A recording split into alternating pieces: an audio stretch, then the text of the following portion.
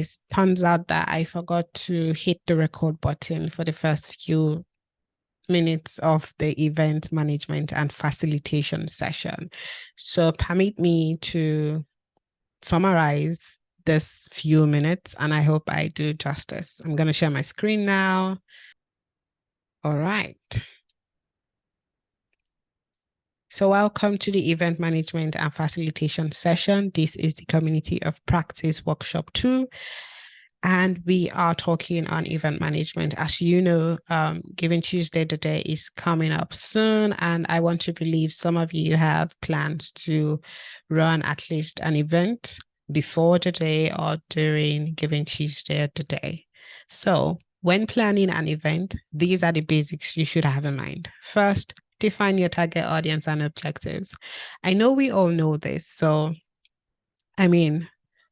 what is the event about? What is the purpose of this event? What are your goals? Is the event for youth? Is the event for teenagers? Are you creating an event to address environmental issues? Are you creating an event to address period poverty? This is where you define what you want to do. When you are defining your target audience, why are you doing this? What do you hope to achieve? Initially, I talked about the purpose, the goal, your objectives. Are you trying to raise awareness? Are you trying to raise money? Are you hoping to attract 50 people or 500 people?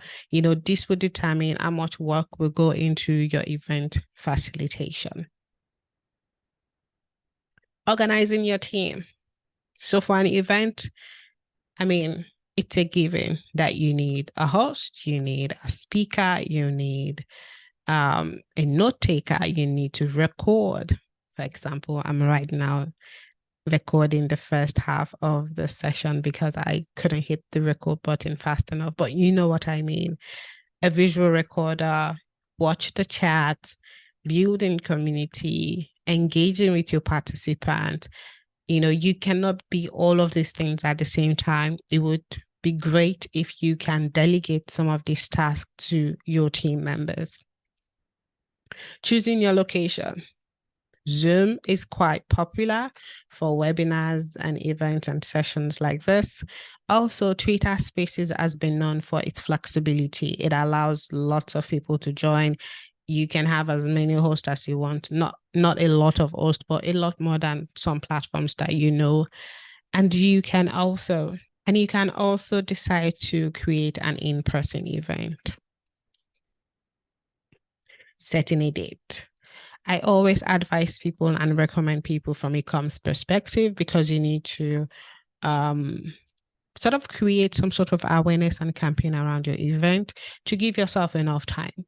Be aware of national and religious holidays. Be aware of periods that people might not attend the event. Check your dates, check in with key participants, ensure that your speakers have agreed to be around on the day you want your event to be held. So it's not just about setting the date, it's about making sure that everyone involved, would be present. Find and cultivate your audience. I would like to state that successful event creation, management, facilitation, they can help with partnership. They can help with building your community. They can also help increase your followership online. So you want to make it easy for people to find your event. So a simple webpage announcement, a landing page, a flyer announcement on your social media would be great. Email marketing is also another great option. In fact, I am an avid user of emails. I believe so much in newsletters because it's going straight to the inbox of the people you intend to invite. Printed materials also go a long way. You can create these materials and drop them at strategic locations where people are bound to see them.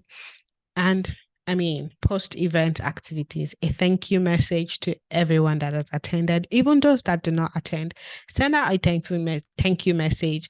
And in case you have the replay option, you could include this to engage those who were unable to attend, perhaps due to their availability. They can also enjoy the value that your event has to offer. reflections about the event. At this stage, you could create an article, you could create a blog, you could create a think piece, anything at all that will keep the conversation running and remind people of what an amazing event it was that you managed. Event plan and run of the show. This is where I hand over to Shariza, and you'll be hearing her voice now. Is going to look is very helpful, not only for you, but also for anyone who is working alongside you. Other things that you should include on this type of plan are, again, I mentioned this earlier, roles and responsibilities, outlining who the speakers are, making sure that you've got the assets that you are using for the day in one central location, so everyone you're working with has access to it. Making sure partners have access to this document if you're giving them that level of detail, and making sure that you have contact information available for anyone. I have been to so many events where all of a sudden a vendor does not show up, a speaker is running late. And if a speaker is running late and the person who is speaking at the time is the person who has the contact information for that person, that's not good, right? If we were thinking about today, let's say I didn't show up and only Bademi had my contact information and she's busy running this call, she might not have time to step away to call me, right? So you want to make sure that everyone working on the project has that contact information in a central location so that if something goes wrong, everyone knows exactly how to react in that moment. It'll just keep things so smooth. And information sharing is just incredibly important for keeping an event on time and running really, really well. This is a bit similar to what I was saying before, but I also make a day of checklist, again, to make sure that I've gone through and have prepared everything that I need to. And this is important to keep track of because you have to remind yourself of certain things, like sending an email reminder 48 hours before the event. People RSVP yes a month out, but they are likely to forget that they said yes to your event. So it's important to send them an email 48 hours before, maybe even 24 hours before. I've even seen reminders go out for virtual events an hour, 15 minutes before an event. I think Bademi actually sent reminders in that cadence for this webinar. So do what Bademi did and make sure that you are reminding people to show up to your event. You want to also make sure that you check your setup and do a run through. If this is an in-person event, you'll want to go visit the space that you will be in and do a walkthrough of the space. If it is a virtual event, you'll want to make sure you have a moment with your speakers so that they know how to share the screen. You'll want to make sure that someone is reminding people how to have this translation that they need. You just want to make sure that you've gone through all of the steps you will take during your event so that you can make sure everything's in place, make sure everything works. Try to avoid having in the moment sort of problems and making sure that you know how to solve those problems if they're happening in real time. If you're having an in-person event, you also, unfortunately, need to check the weather, make sure that there's nothing going on that is going to make it impossible for people to get to where you are. And again, it's just going through the day of or the hours that you'll have together during your event to make sure everything is set, everything is in place, and everyone has the information they need in order to fully participate or present during the event. And then lastly, you've had a beautiful event. Don't forget to look back at your original objectives. Don't forget to take stock of how things went. Don't forget to ask participants how they felt it went. All of those things will go into helping you make your next event even better. Feedback can happen in a lot of different ways. Sometimes it happens in chat when you are in a Zoom webinar. Sometimes people will follow up with you via email. Another option is to send out a survey to your participants to really ask specific questions. The reason that this is so important is events are for the community that you are trying to bring together. And if you are not gathering that community's feedback, it is nearly impossible to create content and events and experiences that are specifically catered to them. So do not miss out on the opportunity to speak to those people and really get their feedback. Getting feedback helps with things like making sure that people want to attend next time. And it's also just good for you and for your team as you are developing other events, making sure you know exactly how things went, and really taking stock. Was this a good use of our time? Did we need more resources? Should we have brought in partners to help with the staffing of the event? All of these questions are incredibly helpful to answer, again, because they give you a real guide for how you might operate the next time around. Now I'm going to jump really quickly into facilitation. And I know facilitation is a very big topic. I'm also going to go through just some broad principles that might be helpful as you're thinking through how you might facilitate your event, whether it is virtual or in person. The best events that people attend are the ones that have a few different things in common. One, people are empowered to learn, engage, participate, really dive into the content of the event. Two, people feel like the space is helping them generate creativity, innovation. They feel comfortable talking to the people around them. They feel comfortable to dig into problems or to speak with each other, to tackle challenges that they have. It is a space where people feel safe and like that there is option for open conversation. Inclusiveness. This means, again, creating a space where people are able to participate comfortably and responsibly, and tools are brought in to make sure that they are able to participate. So, for example, with this webinar, I know Bademi walked everyone through the translation options. This is being recorded, so if someone was missing this, they were able to watch it later. Or maybe you weren't able to take notes and you want to rewatch the recording. Bademi has done the work to make sure that all of those things are available to you. And those are incredibly important things to do when you are creating an event.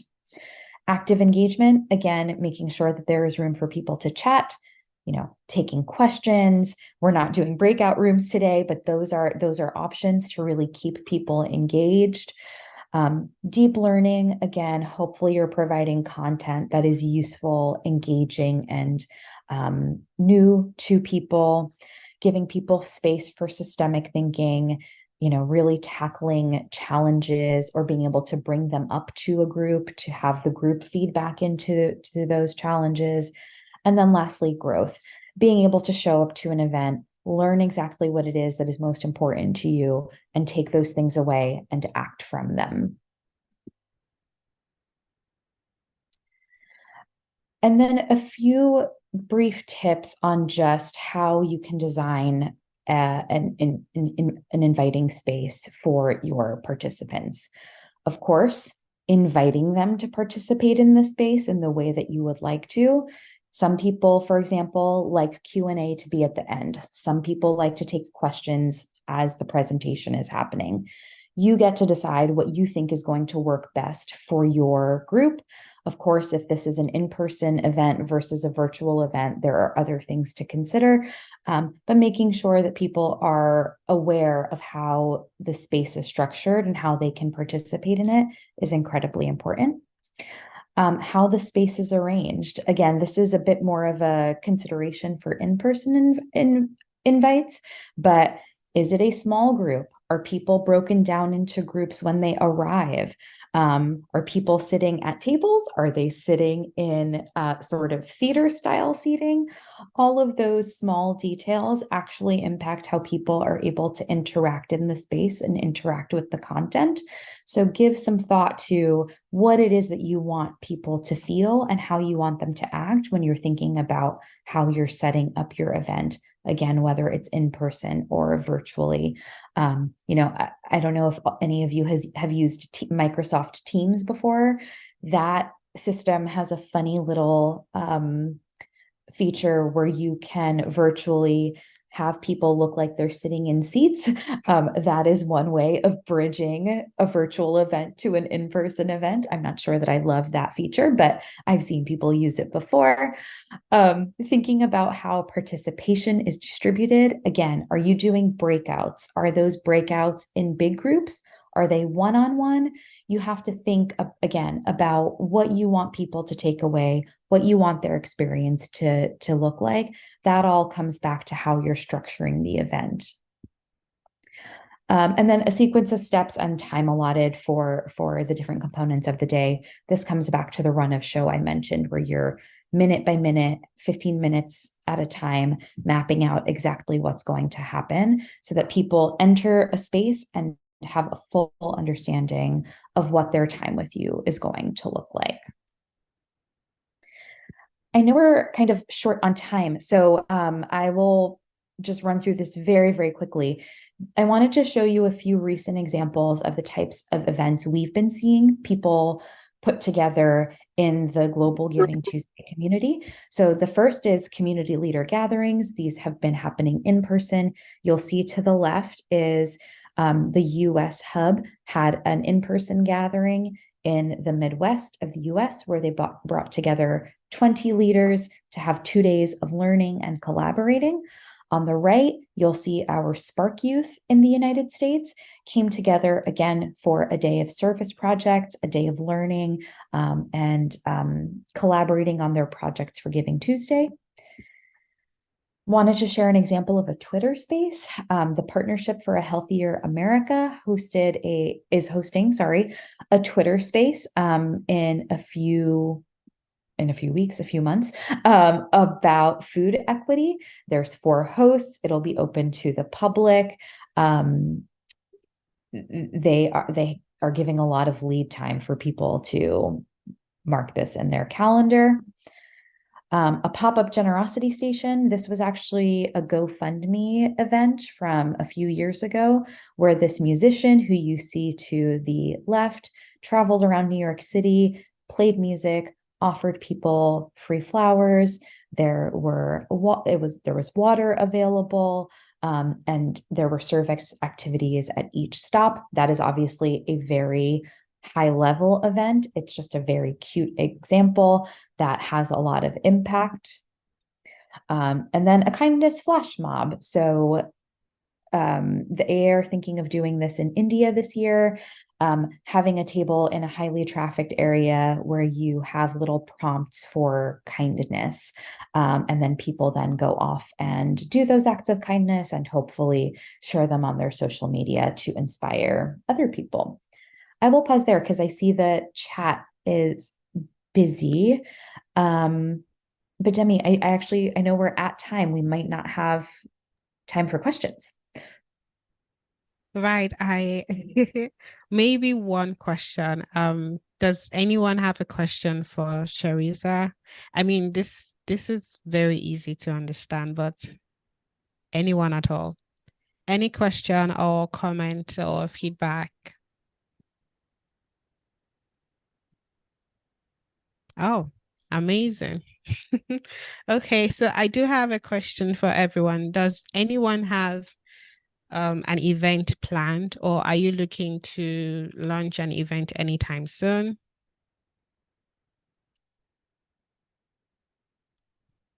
Oh, great.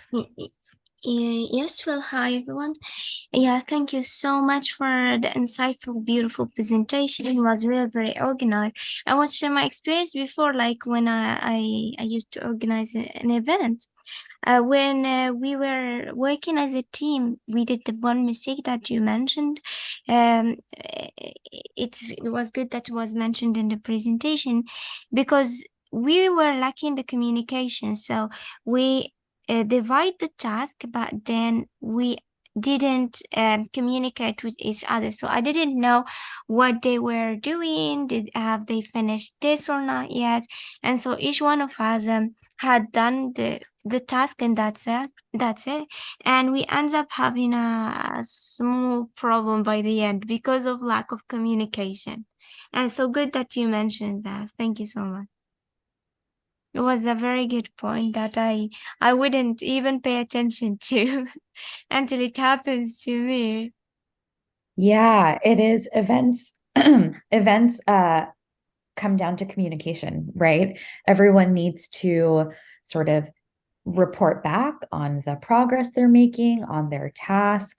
And that's why those sort of sheets are so helpful, right? Because, Bademi might say, made the invite, sent it out. And then Shariza can say, wrote up the follow-up email, scheduled for, what other date. So Bademi and I are always aligned and know how each other's work impacts our work. It's such a key part of planning anything, but certainly events. Exactly, that's it. Thank you so much. All right. I also see here in the chat that Winnie has an event planned. So Winnie.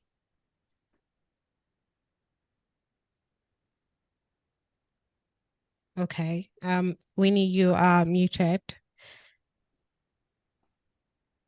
Would you like to share with us what your plans are?